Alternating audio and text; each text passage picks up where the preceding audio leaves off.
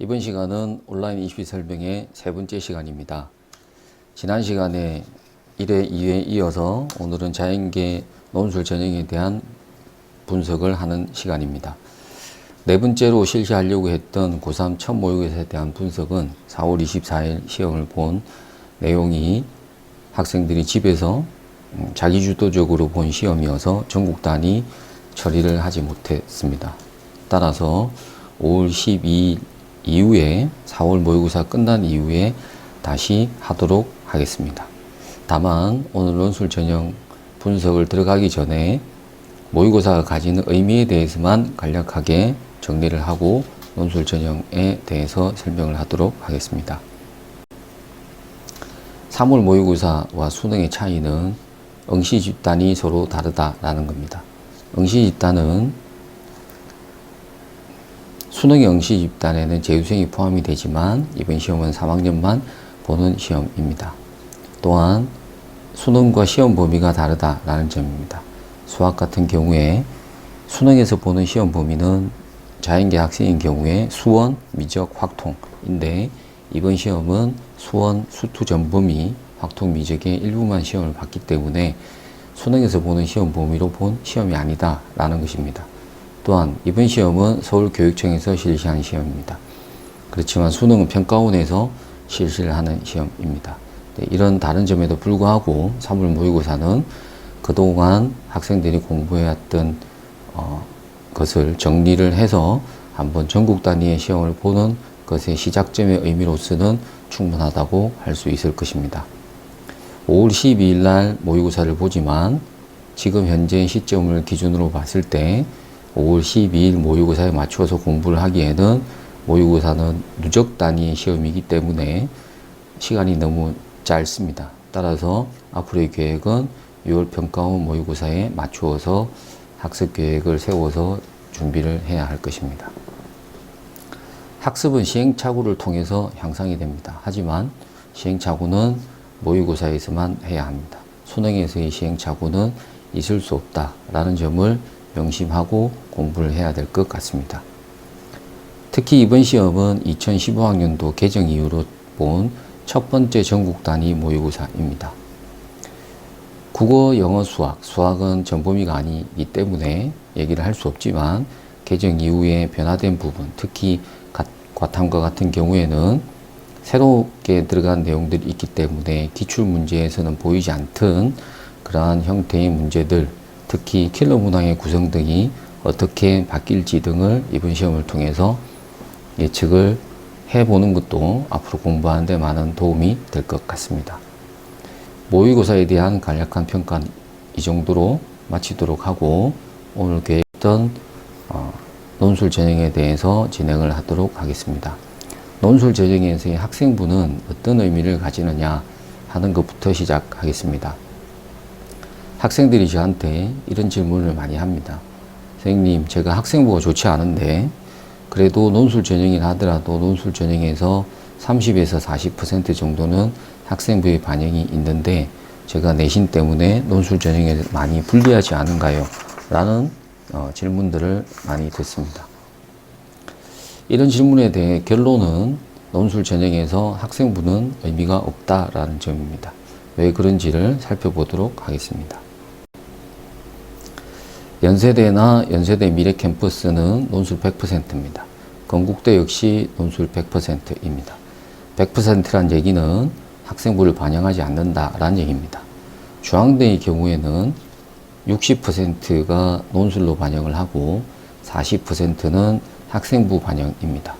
그렇지만 교과가 20, 비교과가 20을 반영하고 비교과는 무단 3일 이내 봉사 20시간이 만점이기 때문에 대부분의 학생은 만점일 겁니다. 교과가 20점을 반영을 하는데 100점 기준으로 2등급과 6등급의 점수 차이가 0.32점 차이가 납니다. 그러면 6등급인 학생이 논술 시험을 보면서 2등급인 학생보다 100점 기준에 1점을 더 받게 되면 논술은 10%를 반영하기 때문에 논술 점수로는 0.6점을 앞서게 됩니다. 그러면 학생부에서 0.32점을 손해봤지만 논술에 1점을 더 획득함으로써 합산을 하면 0.28점을 앞서게 되는 겁니다. 따라서 6등급인 학생이 학생부 2등급인 학생을 논술에서 1점만 더 받으면 역전을 할 수 있는 시스템이다 라고 생각을 하시면 되겠습니다. 다른 대학도 함께 보도록 하겠습니다. 성균관대는 교과가 30, 비교과가 10%이기 때문에 역시 논술이 60%, 학생부가 40%가 반영이 됩니다. 그런데 2등급하고 5등급의 점수 차이가 0.5점 차이가 납니다. 그러면 역시 마찬가지로 논술 100점에 1점을 더 받으면 반영 점수로 0.6점 차이가 나기 때문에 합산을 하면 0.1점을 5등급인 학생이 2등급인 학생보다 앞서게 됩니다. 의미가 없다는 얘기죠. 서강대 같은 경우에는 논술이 80%, 학생부 20%가 반영이 됩니다. 그런데 지금 보시는 것처럼 1.5등급과 7등급의 점수 차이가 0.22점 차이가 납니다. 그러면 이런 경우 7등급인 학생이 논술에서 1점을 더 받게 되면 0.8점이 더 앞서는 상황이기 때문에 학생부 등급을 무력화할 수 있다라는 겁니다. 자, 지금까지 보시는 것처럼 학생부는 반영 비율이 40%라 하더라도 실질 반영 비율이 무력화되어 있기 때문에 논술 전형은 논술 시험을 잘 보는 것이 합격률을 높이는 것이다. 이렇게 이해를 하시면 될 것 같습니다. 다음은 논술 전형의 최저학력 기준에 대해서 살펴보도록 하겠습니다. 논술 전형은 최저학력 기준이 있는 대학이 있고 논술 최저학력 기준이 없는 대학이 있습니다. 물론 최저학력 기준은 각 대학별로 다르고 각 대학의 학과별로 다른 경우도 있습니다. 최저학력 기준이 없는 대학은 12개의 대학입니다. 좀 이따 입시 결과를 살펴보겠지만 최저학력 기준이 있는 경우에는 최저학력 기준에 의해서 실질 경쟁률이 떨어집니다. 그렇지만 최저학력 기준이 없는 경우에는 경쟁률이 실질 경쟁률을 감안을 하면 최저를 맞출 수 없다면 최저가 없는 대학만 써야 되겠지만 최저를 맞출 수 있다면 최저가 있는 대학과 없는 대학을 골고루 섞어서 쓰는 것이 합격률을 높일 수 있다. 이렇게 생각을 하셔야 될 것 같습니다. 최저가 없는 대학 중에서 상위권 대학은 서울시립대, 연세대, 한양대 등이 최저학력 기준이 없는 대학입니다. 이 중에서 한국사 4등급을 요구하는 대학이 있습니다. 아래에 보시다시피 가톨릭의학과, 건국, 경북, 경희, 동국, 부산, 서강, 성균관, 연세대 미래의학과, 울산대 의학과, 중앙대 홍익대를 지원하려고 하는 학생들은 한국사 4등급이 필요합니다. 여기 건국대하고 경희대는 5등급이면 됩니다.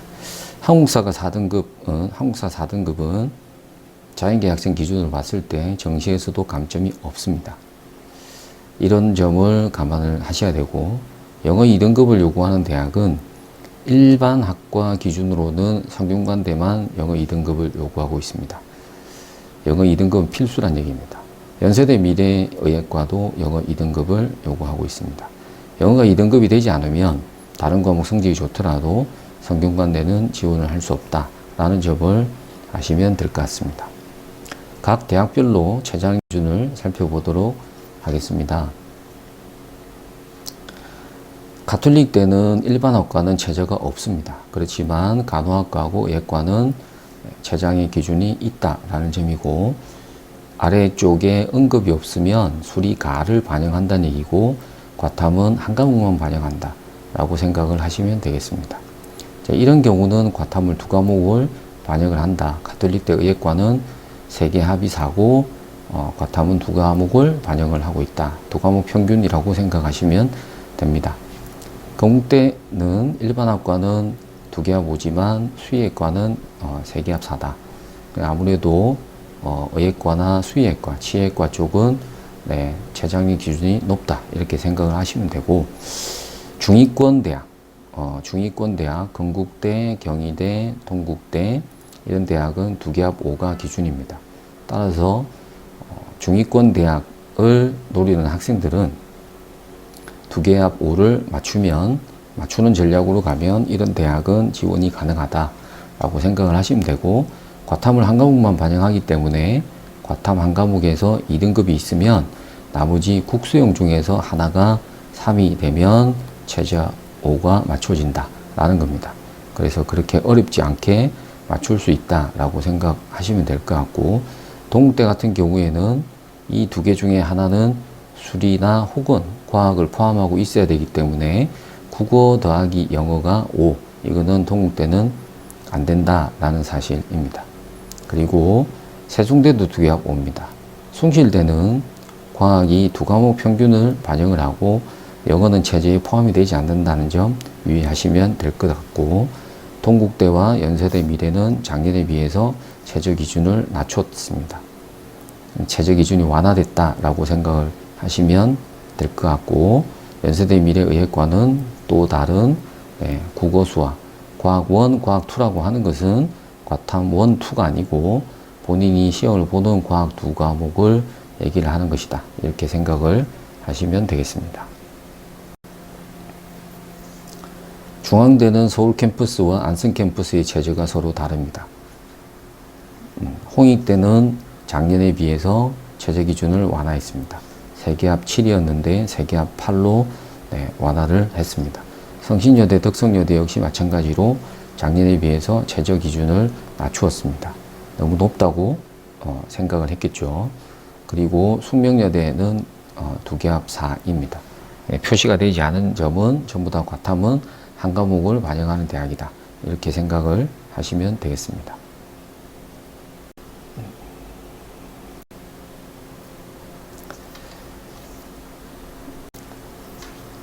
아주대나 인하대는 일반학과는 체제가 없습니다. 그렇지만 의학계열, 의예과는 체제를 가지고 있다라고 생각을 하셔야 될 것 같고, 울산대 의예과 역시 마찬가지로 체제가 있습니다.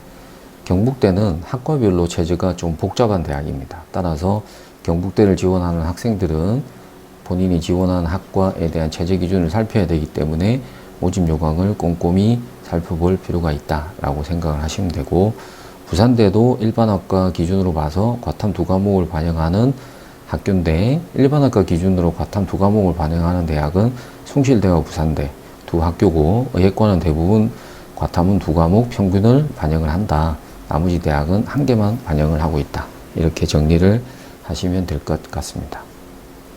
체제가 없는 대학 12개 학교 중에서 연세대 치의과도 체제가 없습니다. 한양대 의예과도 체제가 없다는 점 감안하시면 될 것 같고, 의예과가 제가 오늘 경쟁률에 대해서는 소개를 해드리지 않겠지만 체제가 없는 의예과 같은 경우에는 상당히 경쟁률이 높다 이렇게 생각을 하시면 될 것 같습니다. 다음은 자연계 논술 유형에 대해서 살펴보도록 하겠습니다. 다음은 수리논술만 보는 대학입니다. 말 그대로 수리논술만 실시하는 대학입니다.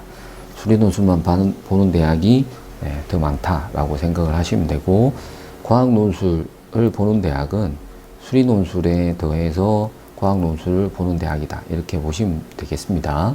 연세대, 성대, 중앙대, 경희대, 건국대, 연세대 미래의예과, 아주대 의학과, 그 다음 서울여대, 한기교대는 수리논술의 과학논술을 함께 보는 학교이고, 이 중에서 자연계에서 유일하게 서울여대는 과학논술만 실시를 하기 때문에 수리논술을 보지 않습니다. 그래서 수학이 약한 자연계 여학생들은 이런 점을 전략적으로 활용을 할 수도 있을 것으로 생각됩니다. 또한 자연계지만 인문논술, 의예과는 의학논술을 같이 보는 대학도 있습니다. 가톨릭대 생활과학 디지털 미디어학과와 항공대 이학계열은 문과와 이과가 동시 지원이 가능한 학과들이기 때문에 이런 학교는 언어논술과 수리논술로 시험을 보고, 한양대 의예과는 인문논술, 즉 언어논술을 같이 보고, 울산대 의학계열은 의학논술에서 유일하게 자연계에서 영어 제시문이 나오는 학교다라고 생각을 하시면 됩니다. 자연계 대부분의 대학에서 수리논술을 대부분 대학에서 실시를 하고 있습니다.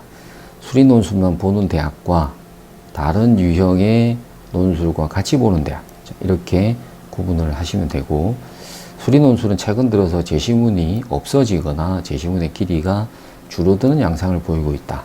것이 특징입니다. 과학 논술은 수리 논술과 함께 중상위권 대학에서 수리 논술과 함께 시험을 보고 학생의 과목 선택권이 있는 대학이 대부분입니다. 그렇지만 과목 선택권이 없는 대학도 있다라는 점이고, 수리 논술 제시문은 짧아지지만 과학 논술 제시문은 이전과 같이 유지되고 있다. 이 점 알고 계시면 되고, 인문 논술과 의학 논술은 앞서 몇 개 대학에서 보셨다시피 자연계 일부 대학 학과에서 인문 논술을 유지하고 있고, 예과인 경우 의학 논술을 실시하는 대학도 있다라는 점입니다. 과학 논술에 대해서 살펴보도록 하겠습니다. 과학 논술인 경우에 선택을 할 수 있는 대학입니다. 선택을 할 수 있다는 얘기는 수능시험처럼 본인이 물, 화, 생, 지 중에서 선택을 해서 시험을 볼 수 있다라는 얘기고, 지구과학은 연세대를 빼면 나머지 대학에서는 선택을 할 수 없고, 성대, 중앙대, 경희대, 건국대, 연세대, 미래의학과는 물, 화, 생 중에서 하나를 선택해야 하고, 한기교대는 물리화학 중에서 하나를 선택해야 합니다. 학생이 과학 논술을 선택할 수 없는 대학입니다. 서울여대는 생명과 통합과학이 출제되는 대학입니다. 아주대 의학계열은 생명과학이 출제되는 대학입니다. 자, 이런 대학은 학생에게 선택권이 없습니다. 과학 논술에서 과탐 1과 2가 함께 출제되는 대학입니다. 여기서 과탐 2는 3학년 때 배우는 과목입니다. 수능은 과탐 1과 2로 나뉘어져 있지만, 논술인 경우에 예를 들어서 내가 연세대를 지원하면서 물리를 선택했다면 논술의 시험 범위는 물리 1과 물리 2가 된다라는 점입니다. 연세대, 중앙대, 경희대, 연세대 원주의학과, 아주대 의학계열입니다. 따라서 3학년 때 수능에서 2를 선택하는 학생이 거의 없기 때문에 3학년 때 내신으로 2를 할 때 제대로 된 공부를 해둬야 논술에 대비를 할 수 있다. 이렇게 생각을 하셔야 되고, 그에 맞는 준비를 하셔야 될 것으로 생각합니다.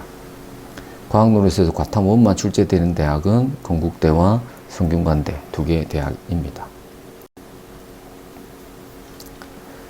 과학논술을 선택함에 있어서 학과별로 과탐을 지정해 놓은 학교가 2개 대학이 있습니다. 연세대와 건국대입니다. 그 이전에는 건국대 하나만 지정이었지만 연세대는 올해 신설되었습니다. 그래서 연세대도 작년과 다르게 올해는 본인이 선택하는 과목에 따라서 지원할 수 있는 학과가 제한된다라는 점입니다. 예를 들면 연세대에서 지구과학을 선택을 했다. 그러면 이 4개 대학만 지원이 가능하다라는 얘기고, 앞서 말씀드린 것처럼 지구과학은 연세대만 허용을 하고 있기 때문에 다른 대학은 물화생 중에서 하나를 선택해서 시험을 봐야 된다라는 점입니다. 만일 학생이 화학을 선택해서 과학논술을 본다면 전기전자와 컴퓨터는 지원을 할 수 없다라고 생각을 하시면 될 겁니다. 화학, 그 다음 화학을 허용하는 학과를 뺀 전전과 컴퓨터는 지원할 수 없다. 마찬가지로 다른 과목도 선택을 했을 경우에 생명이나 혹은 물리를 선택했을 경우에 지원할 수 없는 과가 생긴다라는 점 반드시 유의해야 할 것으로 생각합니다. 건국대인 경우에는 만일 물리를 본인이 선택을 했다면 물리, 기계항공, 전기전자, 그리고 지정되어 있지 않은 이 미지정 학과 중에서 하나를 지원을 해야 할 것입니다. 그래서 연세대와 건국대를 쓸 때는 본인이 지원할 때 본인의 과학논술 선택 과목과 지원하려고 하는 학과를 반드시 사전에 살펴서 지원을 해야 할 것입니다. 논술 전형 설명에 서울대 일반 전형에 대한 얘기를 왜 하는 것이냐 하는 분도 계실 거로 생각합니다. 논술 전형, 서울대 일반 전형은 학종 전형입니다. 하지만 면접이 심층 면접으로 이루어져 있고 이 심층 면접은 교과 면접입니다. 그리고 답변 준비 시간이 30분에 45분이고 면접 시간이 15분입니다. 이 점을 감안을 한다면 내용은 세미 논술이다 이렇게 생각을 하시면 될 것 같습니다. 서술 대신 서울대 일반 전형은 구술할 뿐이다 라고 생각을 하시면 결국 서울대 일반 전형을 준비를 하려면 논술에 대한 대비를 하고 있어야 된다 이렇게 생각하시면 되고, 학과별로 평가하는 내용들이 서로 다 다릅니다. 그래서 역시 마찬가지로 어느 학과를 지원하느냐에 따라서 준비를 해야 되는 내용도 다르다는 것을 알 수 있습니다. 이번에는 논술 전형의 입시 결과들을 살펴보겠습니다. 입시 결과를 보고 어떻게 준비를 하면 될까를 생각을 해보도록 하겠습니다. 성균관대입니다. 여기서 건축학과까지는 오전에 시험 보는 학과고 이 학과들은 오후에 시험을 보는 학과들입니다. 그래서 시험지가 다르기 때문에 단순히 비교를 할 수는 없을 것 같습니다. 다만 일부 낮은 학과를 빼고 나면 이 정도 난이도의 문제로 출제가 됐을 때 70점에서 75점 정도를 받으면 100점 기준에 70에서 75점 정도를 받으면 합격할 수 있다라고 생각을 하시면 되겠습니다. 그런데 성균관대는 체제가 높은 대학이고 성균관대를 시험 보는 학생들의 수준을 감안을 하면 성균관대 논술은 그렇게 어렵게 출제되는 대학이 아닙니다. 여기서 어렵지 않다라는 얘기는 제가 전제를 얘기를 했습니다. 성대는 체제가 높고 성대를 지원하는 학생들 기준으로 체제를 맞춘 학생들 기준으로 봤을 때 출제되는 논술 난이도가 그렇게 높진 않다라는 겁니다. 그럼에도 불구하고 합격선은 70에서 75점이란 얘기는 그만큼 감점 요인이 많이 있다라는 얘기고, 채점할 때 감점 요인이 많이 있다. 즉 서술에 대해서도 많이 신경을 써야 되는 대학이다. 이렇게 생각을 하셔야 됩니다. 대학에서 발표한 실질 경쟁률을 보면 글로벌 바이오 메디칼 공학은 경쟁률이 113.2대 1이었습니다. 그런데 실질 경쟁률은 21.5대 1이었습니다. 글로벌 바이오 메디칼은 영어 2, 국수과 중에서 2개합 4를 요구합니다. 글로벌 바이오 메디칼은 수학과학을 합 3을 요구합니다. 자, 이 등급을 맞춘 학생들이 113명 중에 22명밖에 없다는 얘기입니다. 따라서 체제가 높으면 실질 경쟁률이 떨어진다라는 얘기입니다. 소프트웨어도 마찬가지입니다.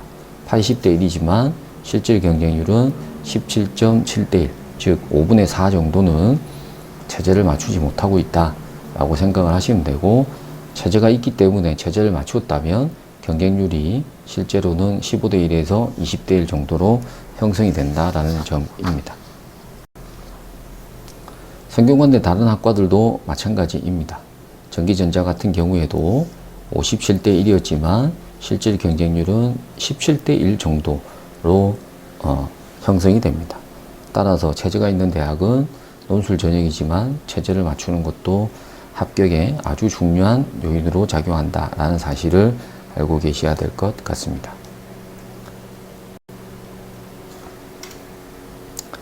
중앙대입니다. 중앙대는 체제가 서울 캠퍼스는 3개합 6입니다. 안성 캠퍼스는 2개합 5입니다. 네. 여기 나오는 이 학과들 5개, 예술공학과, 이게 안성 캠퍼스고 나머지는 서울 캠퍼스입니다. 시험 시간은 여기는 1교시, 여기는 오전, 여기는 오후 이렇게 시험을 보고, 의학 계열은 수리 논술 문제 3번 문제가 서로 다른 문제가 나옵니다. 그래서 점수는 단순 비교는 하기 힘들다 이렇게 말씀을 드릴 수 있을 것 같고, 예과 같은 경우에도 실질 경쟁률은 20대 1이 채 되지 않는다라고 생각을 하시면 되고, 안성 캠퍼스 같은 경우에는 5대 1 내외의 경쟁률이 만들어지고, 실제 일반학과 기준도 대부분 인기학과를 빼고 나면 10대 1이 채 안 되는 수준이다. 체제가 높으면 실제 경쟁률은 그만큼 떨어진다. 이렇게 생각하셔야 될 것 같습니다. 경희대를 살펴보도록 하겠습니다. 경희대는 최저학력 기준이 2개합 5입니다. 2개합 5는 그렇게 경희대를 지원하는 학생 기준으로 보면 그렇게 높지 않음에도 불구하고 경쟁률들을 보면 자, 여기까지가 경희대 서울 캠퍼스고 여기서부터가 여기까지가 경희대 국제 캠퍼스, 여기는 또 서울 캠퍼스입니다. 의예과와 한의예과, 치예과는 최저학력 기준도 다르고 문제도 다릅니다. 기계공학과 같은 경우를 보면 실질 경쟁률은 지원자의 반 정도입니다. 따라서 2개합 5를 맞추면 실질 경쟁률은 경쟁률에 비해서 50% 이하로 다운을 시킬 수 있다. 이렇게 생각을 하시면 될 것 같고, 의예과 중에서 체제가 제일 약한 학교가 경희대입니다.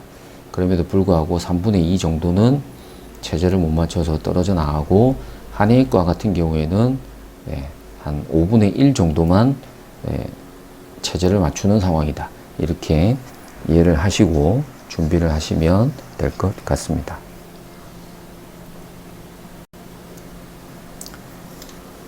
경희대 국제 캠퍼스도 마찬가지입니다. 전자공학과들 살펴보면 역시 실질 경쟁률은 50%가 채 안 되는 수준에서 형성이 되고 있다라는 점입니다.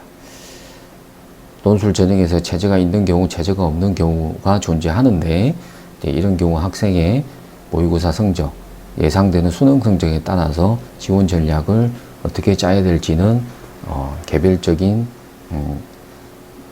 개별 맞춤 전략이 필요하다. 이렇게 이해를 하시면 될 것 같습니다. 마지막으로 논술 시험 일정에 대해서 살펴보도록 하겠습니다. 물론 올해 일정은 나오지 않았습니다. 그런데 수능이 2주가 연기가 됐습니다. 따라서 모든 전형들은 전부 다 2주가 딜레이 된 상태로 진행이 될 것입니다. 논술 시험 보는 학교 중에서 수능 이전에 보는 대학이 있습니다. 성신여대, 홍익대, 서울시립대, 가톨릭대, 연세대, 이런 대학은 수능 이전에 시험을 봅니다. 그리고 목요일 날 수능을 보면 그 주 토요일, 일요일, 월요일 이렇게 보는 대학들이 있습니다. 자, 이 대학들은 준비를 할 시간이 수능을 본 다음 날 금요일 하루밖에는 없습니다. 따라서 수능 이후에 논술 준비를 하는 것은 말도 안 되는 얘기입니다. 수능 이전에 보는 대학, 수능 이후에 바로 보는 대학들은 수능 이전에 논술 준비가 끝나 있어야 된다. 논술 준비가 수능 이전에 준비가 마무리가 되어 있어야 된다라는 점입니다. 수능 공부를 함에 있어서 부담스럽다 하더라도 수능 이전에 논술 준비가 마무리가 되어 있지 않으면 의미 없는 지원이 된다라고 생각을 하시면 될 것 같고, 이 이후의 대학들은 1주 정도의 준비 기간이 있지만 이 이후에 대학만 쓰는 학생들은 거의 없기 때문에 말씀드린 것처럼 수능 이전에 준비를 해둬야 된다. 이렇게 생각을 하셔야 될 것으로 생각합니다. 제가 오늘은 시간 관계상 논술 시험 자체가 가진 의미나 혹은 논술 시험에서 요구하는 인재상 이런 것들은 생략하고 개략적인 아웃라인만 설명을 드렸습니다. 마무리하면서 제가 이렇게 말씀을 드리겠습니다. 학종으로 대학을 가려고 준비를 하는 학생들은 2년 6개월을 준비를 해서 대학을 진학합니다. 논술 전형으로 대학을 가려고 하는 학생들은 2년 6개월 정도는 아니라 하더라도 체계적인 준비를 해야 되는 필요성이 있다라는 점입니다. 학종으로 대학을 가나 논술로 대학을 가나 대학을 가기는 마찬가지입니다.